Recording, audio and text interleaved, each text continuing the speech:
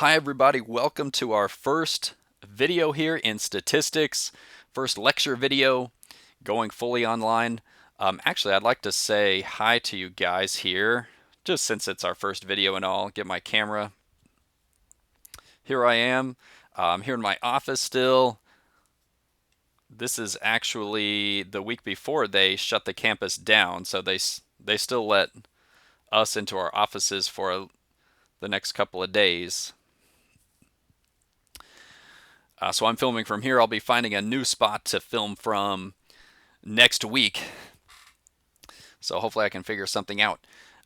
Just a couple of words here before we get into chapter 5. So kind of the general idea is the documents for each lecture, the PDFs, are still going to be posted on our Canvas page. When you come to the practice problems, that's when you need the videos. So, when you come to practice problem number 1, go to the video and you'll see that worked out there.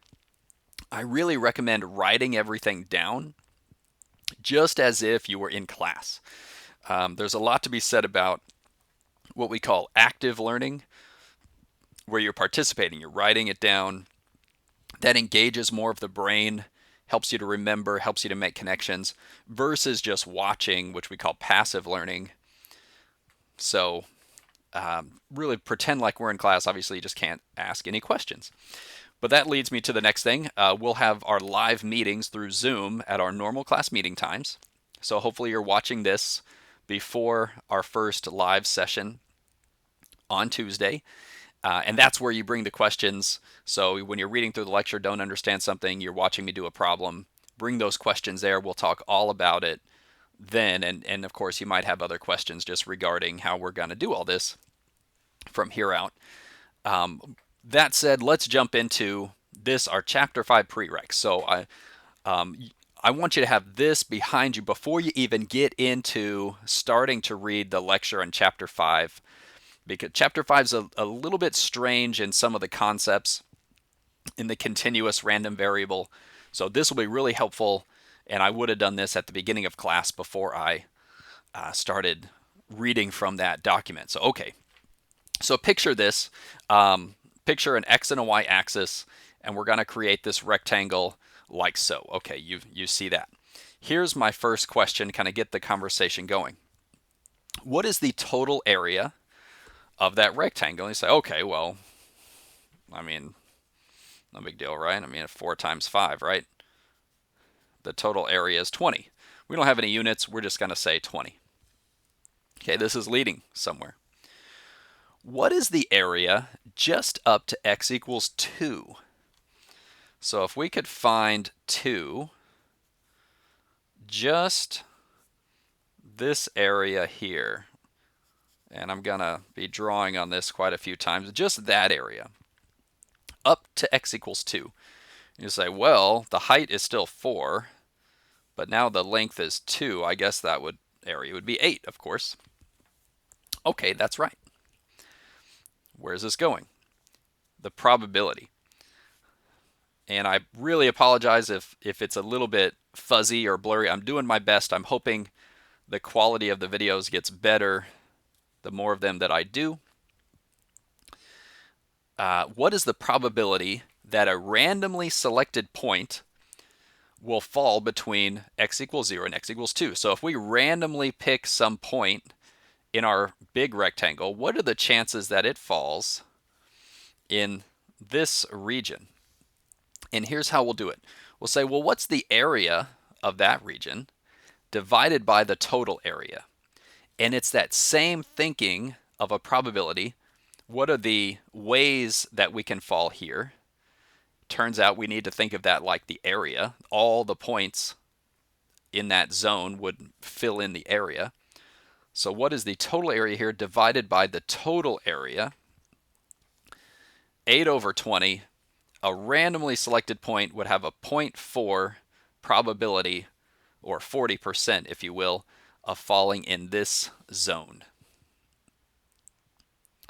Also, this zone makes up 40% of the total area, so it makes sense.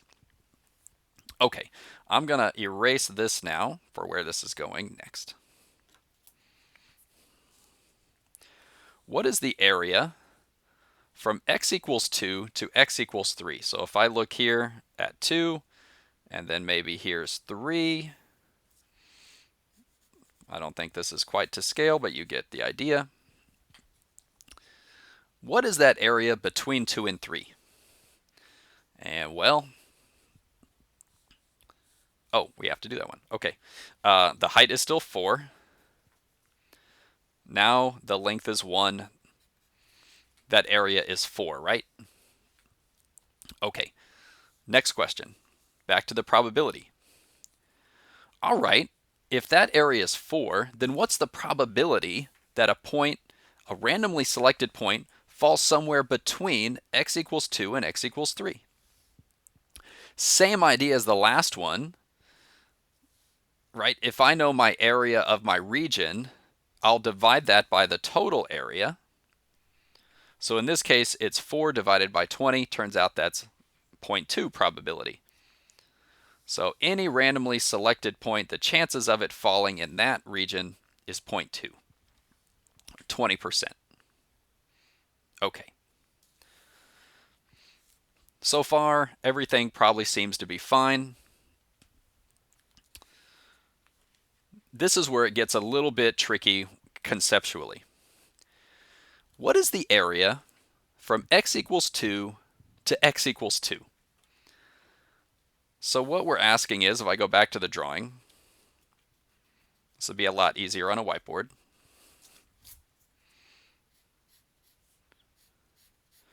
Just right there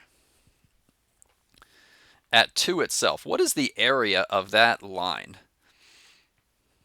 And you say, well,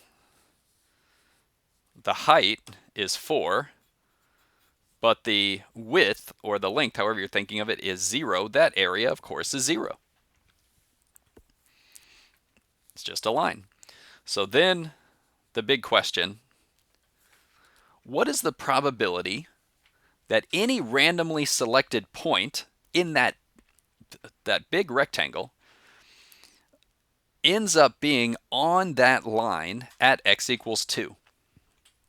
So sorry, I'm kind of sliding back and forth here since we can't see it all on the same page, but let's go back. What are the chances that any randomly selected point happens to fall right on that line? How are we possibly going to do that? Here we are. We're going to think of it exactly the same way as we have these previous questions. In the last one, the area between 2 and 3 was 4. So the probability, 4 over 20. The area is 0 now. So the probability is 0 over 20, and it ends up, the probability, the chances of a randomly selected point falling perfectly on that line at x equals 2 is 0. It will not happen.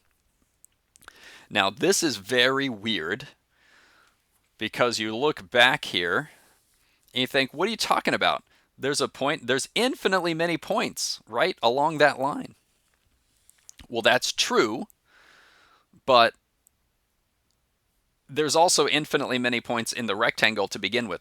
So it turns out that maybe at first it looks like, I drew this point on that line, but if you were to zoom in, so if I could take my camera and zoom in on that point, if we got close enough, we would realize, maybe I'll draw it out over here. No, actually, that point might have appeared to be on the line at first, but it's not quite on the line. It's off.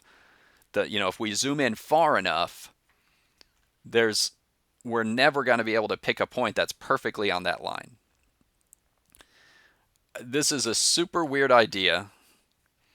Really, we're thinking there's an infinite number of possibilities for the x coordinate of any point. So the chances that I get it exactly 1, there's like 1 chance out of infinity that it lands on that line. And that's just not going to happen. There's a 0 probability. Although it does make sense it makes more sense maybe if you just follow the same pattern, right? 4 over 20. Well, this one's 0 over 20. I cannot land on that line. Okay, a weird concept. I get it. That's really strange. Quite a way to begin our lecture video series with this very strange idea to start off chapter 5.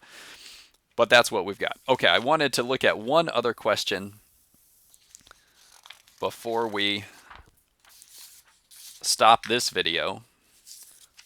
This is going to be helpful. So that idea of the zero probability is going to come up in the chapter. And we'll see that again. Okay, here, situations like this are going to come up in this chapter. Solving things that involve E. So we've seen E. We saw it with the Poisson distribution that formula involved E. Now we're going to have to solve things that involve E. Something like E to the 3x equals 5. This is part of the prereqs for the course. However, I can understand that some folks, maybe it's been a little while since you've solved something like this, so maybe it's good to just practice this before we get into the chapter. How would we isolate x? How would we solve this? Well, do you remember what will cancel out an e? What is the inverse of e? Now, if we were in class, I would say, hey, anybody know how to cancel out an e? What's the inverse of e? And my guess is a couple people would remember it. I'll just tell you now, we need to take a natural log of both sides. The natural log will cancel out the e here. So if we perform the natural log to both sides, the next step after that, these guys cancel and we get 3x equals the natural log of 5. From there, it's fairly straightforward. We will divide by 3. And then we'll put that into a calculator. Our scientific calculators will have a natural log somewhere. And if we round it to 3 decimal places, here x will equal 0.536. So there's the whole thing. That might sound really familiar to you, or it might be pretty fuzzy. In either case, I'm glad we talked about it here. I'm going to stop this video now. I'm going to aim for somewhere between 12-15 minutes per video. We'll see how that works out in the end. We're at that time now. Okay, when you come back, the next video is going to be practice problem number 1 from the lecture. So go read the lecture.